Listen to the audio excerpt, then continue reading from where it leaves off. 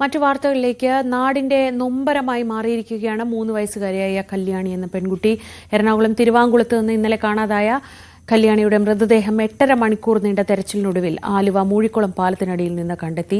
സംഭവത്തിൽ അമ്മയ്ക്കെതിരെ കൊലക്കുറ്റം ചുമത്തും ഇവരുടെ അറസ്റ്റ് രേഖപ്പെടുത്തി. അതേസമയം സന്ധ്യയ്ക്ക് മാനസിക പ്രശ്നങ്ങളില്ലെന്ന് സന്ധ്യയുടെ അമ്മ അല്ലി പറഞ്ഞു.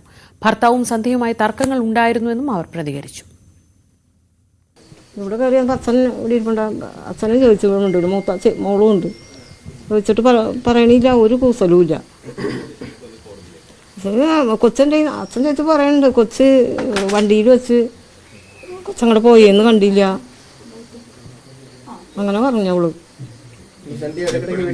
ആ വരും, എന്തെങ്കിലുമൊക്കെ പൈസയൊക്കെ മതി, വേറെ ഒന്നും വേണ്ട. അപ്പം ഞങ്ങൾ എന്തെങ്കിലും പൈസ എന്തെങ്കിലും വേണ്ടി കൊടുക്കും. എപ്പോഴും ഇല്ല, മാസത്തിലൊക്കെ.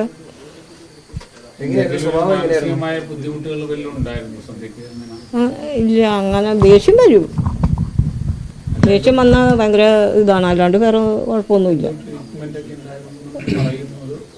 ഇല്ല, അത് അങ്ങനെ കുഴപ്പമൊന്നുമില്ല. അവരിൽ നിന്നുള്ള ഒരു ബുദ്ധിമുട്ട് അവർക്ക് ഉണ്ടായുള്ളൂ.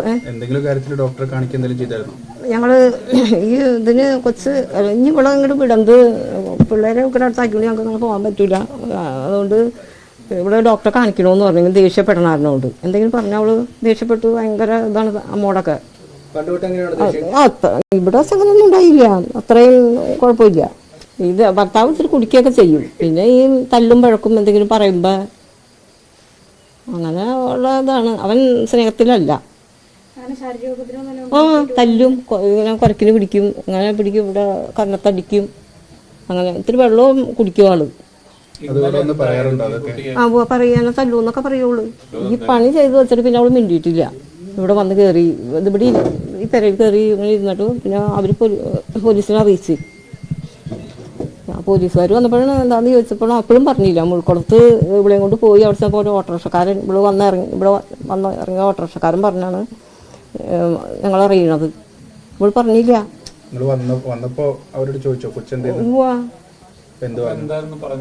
പറഞ്ഞത് കൊച്ചിനെ എനിക്ക് ഓർമ്മയില്ല എന്ന് പോലീസുകാരോട് പറയുന്നു. ഞങ്ങളോട് പറഞ്ഞു ബസ്സിൽ ഞാൻ ഇറങ്ങിയപ്പോ പിന്നെ കൊച്ചിനെ കണ്ടില്ല. ആജ്ഞ രവീന്ദ്രൻ വിവരങ്ങളുമായി. ആജ്ഞ, ആ അമ്മയുടെ വാക്കുകളിലും ഒരു സ്നേഹമോ ഊഷ്മളതയോ ഒന്നും കാണാനില്ല. മകൾ ചെയ്ത ക്രൂരതയിൽ ഒരുപക്ഷെ വിറങ്ങലിച്ചു പോയതായിരിക്കാം. എങ്കിൽ പോലും മാനസികമായ പ്രശ്നങ്ങളില്ല, പകരം അവർ മാനസികമായ പ്രശ്നങ്ങളില്ല എന്ന് പറയുന്നതാണ്. പക്ഷേ ഈ ദേഷ്യവും ഒക്കെ നമുക്ക് മനസ്സിലാവുമല്ലോ. അപ്പോൾ കാര്യമായ കുടുംബ പ്രശ്നങ്ങളാണ് ഒരുപക്ഷെ ഇങ്ങനെ ഒരു ക്രൂരതയിലേക്ക് നയിച്ചത് എന്നാണോ നമുക്ക് പ്രാഥമികമായി എത്തുന്ന ഒരു നിഗമനം?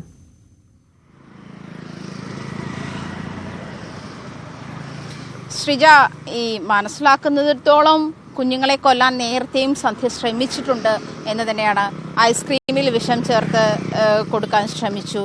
അതിനുശേഷം മൂത്ത കുട്ടി കാശി അവനെ ടോർച്ച് കൊണ്ടടിച്ചു. ഈ ചെറിയ കുട്ടിയുടെ നെഞ്ചിൽ എന്തോ കൈ ചുരുട്ടി ഇടിക്കുകയോ അങ്ങനത്തെ സംഭവങ്ങളൊക്കെ ഉണ്ടായിട്ടുണ്ട്. അതായത് ഇത് സന്ധ്യയുടെ ഫസ്റ്റ് അറ്റംപ്റ്റ് അല്ല ഈ കുഞ്ഞിനെ ഇല്ലാതാക്കുക എന്നുള്ള ഒരു ലക്ഷ്യത്തോടു കൂടി ചെയ്തിട്ടുള്ള എന്നുള്ള കാര്യത്തിൽ വ്യക്തതയുണ്ട്. അത് മാത്രമല്ല, ഇന്നലെ 3:30 മണിക്ക് അംഗൻവാടിയിൽ നിന്നും കുഞ്ഞിനെ കൂട്ടിക്കൊണ്ടുവരുന്നു. അതിനുശേഷം 6 മണിക്കാണ് ഈ മൂഴിക്കുളം പാലത്തിൽ നിന്നും കുഞ്ഞിനെ താഴോട്ടിടുന്നത്.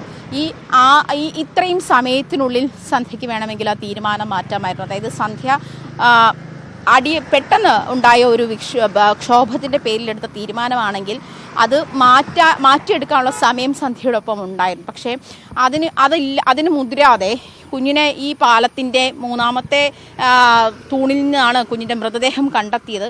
ഈ പാലത്തിൽ നിന്ന് സന്ധ്യ വെള്ളത്തിലേക്ക് എടുത്തിടുന്ന ഒരു സാഹചര്യമുണ്ടായി. അത് തിരുവാങ്കുളത്തു നിന്നും ആലുവയിൽ എത്തിയ ശേഷമാണ് ഇവിടേക്ക് വരുന്നത്, മൂഴിക്കുളത്തേക്ക് വരുന്നത്. ഇത്രയും ദൂരം യാത്ര ചെയ്ത ശേഷമാണ് ഈ ഒരു തീരുമാനത്തിലേക്ക് വന്നത്. അതായത് പെട്ടെന്നെടുത്ത ഒരു തീരുമാനമായിരിക്കില്ല എന്നുള്ള കാര്യത്തിൽ ആണ് പോലീസിന് വ്യക്തതയുള്ളത്. കാരണം ഇത് കരുതിക്കൂട്ടി കുഞ്ഞിനെ കൊലപ്പെടുത്തണം എന്നുള്ള ഉദ്ദേശത്തോടു കൂടി തന്നെ ചെയ്തതാണ് എന്നാണ് മനസ്സിലാക്കാൻ കഴിയുന്നത്. എന്തായാലും നേരത്തെയും കൊലപാതക ശ്രമങ്ങൾ ഉണ്ടായിരുന്നത് കൊണ്ട് കുഞ്ഞിനങ്ങൾക്ക് ഐസ്ക്രീം കൊടുക്കുന്നതൊക്കെ ഒഴിവാക്കിയിരുന്നുവെന്ന് സന്ധ്യയുടെ ഭർത്താവിൻ്റെ വീട്ടുകാർ പറയുന്നുണ്ട്. അങ്ങനെ ഒരു സാഹചര്യം കൂടി ഉള്ളപ്പോഴും എന്തുകൊണ്ടാണ് അമ്മ കൂട്ടാൻ അംഗൻവാടിയിൽ ഇടയ്ക്കിടയ്ക്ക് ചെല്ലാറുണ്ട് എന്ന് അംഗൻവാടി അധ്യാപികയും പറയുന്നുണ്ട്. പക്ഷേ എന്തുകൊണ്ടാണ് പിന്നെ സന്ധ്യയോടൊപ്പം കുഞ്ഞുങ്ങളെ ഒറ്റയ്ക്ക് വിടാനുള്ള സാഹചര്യം ഉണ്ടായത് എന്നുള്ള കാര്യത്തിൽ വ്യക്തതയില്ല. മാത്രമല്ല സന്ധ്യയ്ക്ക് ഒരു മാനസിക അസ്വാസ്ഥ്യമുണ്ട്, മാനസിക ആരോഗ്യ പ്രശ്നമുണ്ട് എന്ന് പോലീസ് കഴിഞ്ഞ ദിവസം മുതൽ പറയുന്നുണ്ട്.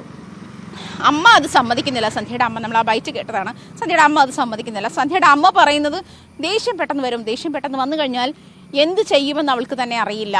എല്ലാം എറിഞ്ഞു പൊട്ടിക്കുന്ന സ്വഭാവമുണ്ട്, കുഞ്ഞുങ്ങളെ ഉപദ്രവിക്കുന്ന സ്വഭാവമുണ്ട്. അതായത് ദേഷ്യം നിയന്ത്രിക്കാൻ പറ്റാത്ത തരത്തിലേക്ക് അവർ ദേഷ്യപ്പെടാറുണ്ടായിരുന്നു, വികാര വിക്ഷോഭം കൊള്ളാറുണ്ടായിരുന്നു എന്ന് തന്നെയാണ് അമ്മ പറയുന്നത്. അത്തരം ട്രീറ്റ്മെൻറ്റുകളൊന്നും അതിനെടുത്തിട്ടില്ല എന്നാണ് അമ്മ വ്യക്തമാക്കുന്നത്. എന്തായാലും മാനസികാസ്വാസ്ഥ്യം ഉണ്ടായിരുന്നു എന്നുള്ളതാണ് ആദ്യം പോലീസ് മുന്നോട്ട് വയ്ക്കുന്ന സാഹചര്യം. അത്തരം കാര്യങ്ങൾ പരിശോധിച്ച് വരുന്നുണ്ട്. അത് മാത്രമല്ല, ഈ മൊഴി, അതായത് നമുക്ക് അറിയാം ഇന്നലെ മുതൽ സന്ധ്യയായിരുന്നു ഈ കുഞ്ഞിലേക്ക് എത്തുന്ന ദൂരം കൂട്ടിയത് എന്ന് വേണം പറയാൻ. ഇത്രയും നിർണായകമായ ഒരു തീരുമാനമെടുക്കാൻ പോലീസിനെ കുഴപ്പിച്ചതുപോലും സന്ധ്യയായിരുന്നു. കാരണം സന്ധ്യ പലതവണ പല മൊഴികൾ പറയുന്നു. കുഞ്ഞിനെ നഷ്ടപ്പെട്ടോ എന്ന് പറയുന്നു. കുഞ്ഞിനെ നഷ്ടപ്പെട്ടതിൽ മിസ്സിംഗ് കേസായിട്ട് അത് രജിസ്റ്റർ ചെയ്യുക, അല്ലെങ്കിൽ മിസ്സിംഗ് കേസായി മനസ്സിലാക്കിക്കൊണ്ട് അത്തരത്തിൽ കുഞ്ഞിനെ തിരയാനുള്ള നീക്കങ്ങൾ പോലീസിൻ്റെ ഭാഗത്തുനിന്ന് ഉണ്ടാകുന്നു. നാട്ടുകാർ അതിൽ ജോയിൻ ചെയ്യുന്നു. ജില്ല മുഴുവൻ അല്ലെങ്കിൽ ജില്ലയ്ക്ക് പുറത്തേക്കും അതിനുള്ള മെസ്സേജുകൾ പാസ് ചെയ്യുന്നു. സോഷ്യൽ മീഡിയകളിലൊക്കെ ഇതിനു വേണ്ടിയുള്ള ക്യാമ്പയിനുകൾ ക്യാമ്പയിനുകൾ നടക്കുന്നു. ഇത്തരം കാര്യങ്ങളൊക്കെ ഉണ്ടാകുമ്പോഴും അതായത് സന്ധ്യയും കുഞ്ഞും കൂടി വരുന്ന തിരുവാങ്കുളത്തു നിന്ന് വരുന്ന ഒരു CCTV ദൃശ്യവും അതിനുശേഷം സന്ധ്യ തനിച്ചു പോകുന്ന CCTVയും ദൃശ്യവും പോലീസിന് കിട്ടിയതോടെയാണ് പോലീസിന് കാര്യങ്ങൾക്കൊരു വ്യക്തത വന്നത്. അതിനുശേഷം സന്ധ്യയെ ചോദ്യം ചെയ്തപ്പോഴാണ്, ചോദ്യം ചെയ്യലിൻ്റെ രീതി മാറ്റിയപ്പോഴാണ് സന്ധ്യ കൃത്യമായ കാര്യം പറയുന്നത്. ഈ മൂഴിക്കുളം പാലത്തുനിന്നും കുഞ്ഞിനെ എടുത്ത് വെള്ളത്തിലേക്കിട്ടു എന്ന് പറയുന്നത്. ഈ 4.5 മണിക്കൂർ തെരച്ചിലിനൊടുവിലാണ് കുഞ്ഞിനെ ഇവിടെ നിന്ന് കണ്ടെത്തിയത്. വൈകുന്നേരം 6 മണിയോട് കൂടിയാണ് കുഞ്ഞിനെ ഇതിലേക്ക്, അതായത് 8.5 മണിക്കൂറിനാണ് കുഞ്ഞ് മിസ്സിംഗ് ആണെന്നും അതല്ല തെരച്ചിലുമൊക്കെ ആയിട്ട് 8.5 മണിക്കൂറാണ് പോയത്. ഈ 4.5 മണിക്കൂർ സമയത്തിന് മുൻപ് തന്നെ കുഞ്ഞ് മരിച്ചിട്ടുണ്ടാകും എന്നുള്ള കാര്യത്തിൽ ഉറപ്പുണ്ട്. എന്നിരുന്നാൽ പോലും ഒരു 3.5 വയസ്സുകാരി അമ്മയുടെയോ അച്ഛൻ ഈ പറയുന്ന ഗാർഹിക പീഡനത്തിന് അമ്മയെ ഇരയാക്കിയിട്ടുണ്ടെങ്കിൽ അത്തരം ഫാമിലി പ്രശ്നങ്ങൾക്ക് ഒരു 3.5 വയസ്സുകാരിയുടെ മാനസിക ആരോഗ്യം കൂടി അതിന് പ്രശ്നമാകുന്നു എന്ന്, 3.5 വയസ്സുകാരിയെ കൊല്ലുന്നതിലേക്ക് ആ മാനസികാരോഗ്യം കൂടി പ്രശ്നമാകുന്നു എന്ന് പറയുന്നിടത്തേക്ക് നിൽക്കുകയാണ് ഈ വരുന്ന പ്രശ്നങ്ങളെല്ലാം എന്നുള്ളതാണ്. കുഞ്ഞുങ്ങളുടെ ഭാവി പോലും സുരക്ഷിതമാക്കാത്ത, അല്ലെങ്കിൽ കുഞ്ഞുങ്ങളുടെ ജീവന് പോലും വില കൽപ്പിക്കാത്ത തരത്തിലേക്ക് പാരൻസ് മാറുന്നു എന്നുള്ളതിന് ഏറ്റവും വലിയ തെളിവാണ് സന്ധ്യ എന്നുള്ളതാണ് ഇപ്പോൾ നമുക്ക് മനസ്സിലാക്കാൻ കഴിയുന്ന കാര്യം. സന്ധ്യ ഗാർഹിക പീഡനത്തിന് ഇരയായിരുന്നു എന്നുള്ള കാര്യത്തിൽ വ്യക്തതയുണ്ട്. അമ്മ തന്നെ പറയുന്നുണ്ട്, കഴുത്തിന് അമർത്തിപ്പിടിക്കുകയും സന്ധ്യയെ ഉപദ്രവിക്കുകയും കള്ളു കുടിച്ചിട്ട് വന്ന് മദ്യപിച്ച് വന്ന ശേഷം ഉപദ്രവിക്കുകയും ഒക്കെ ചെയ്യുന്ന ഒരാളായിരുന്നു ഭർത്താവെന്ന് പറയുന്നുണ്ട്. സന്ധ്യ വീട്ടിൽ നിന്ന് കാശ് വാങ്ങിയിരുന്നു, ഇതൊന്നും വീട്ടിൽ കൊടുക്കുക, ഭർത്താവിന് ഇതൊന്നും ഇതിനെപ്പറ്റിയൊന്നും അറിയില്ല എന്ന് പറയുന്നുണ്ട്.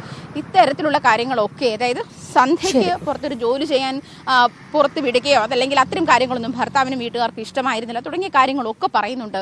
എന്നിരുന്നാൽ പോലും എന്ത് തരം പ്രശ്നമാണെങ്കിൽ പോലും സ്വന്തം കുഞ്ഞിൻ്റെ ജീവൻ എടുക്കുന്നതിലേക്ക് അത് എത്തിച്ചേർന്ന് നിൽക്കുന്നു എന്ന് പറയുന്നിടത്താണ് ഈ പ്രശ്നത്തിൻ്റെ ഏറ്റവും വലിയ തീവ്രത, നിഷ്ഠൂരത വ്യക്തമാകുന്നത്. ഒരമ്മ തന്നെ സ്വന്തം കുഞ്ഞിനെ ഇല്ലാതാക്കിയാണ് ഭർത്താവിൻ്റെയോ അല്ലെ ഭർത്താവിൻ്റെ വാശിയുടെ എന്നാണ്. അങ്ങനെ നിയന്ത്രണാതീതമായി ദേഷ്യം വരുന്നതും പ്രശ്നങ്ങൾ ഉണ്ടാക്കുന്നതും സ്വന്തം കുഞ്ഞുങ്ങളെ ക്രൂരമായി ഉപദ്രവിക്കുന്നതുമൊക്കെ മാനസിക പ്രശ്നം കൊണ്ടാണ് എന്ന് മനസ്സിലാക്കാൻ കഴിയാതെ പോകുന്നതും ദുഃഖകരമാണ്. പക്ഷേ കുടുംബ പ്രശ്നങ്ങൾ ഉണ്ടായിരുന്നു, മുൻപും കുഞ്ഞുങ്ങളെ കൊലപ്പെടുത്താൻ അല്ലെങ്കിൽ ക്രൂരമായി ഉപദ്രവിക്കാൻ ശ്രമിച്ചിട്ടുണ്ട് എന്നൊക്കെ പറയുമ്പോൾ അത് ആ കുഞ്ഞുങ്ങളെ ആ അമ്മയുടെ കയ്യിൽ കൊടുക്കുന്നത് എത്രമാത്രം അപകടകരമായിരുന്നു എന്നൊരു ചിന്ത കൂടി വരികയാണ്.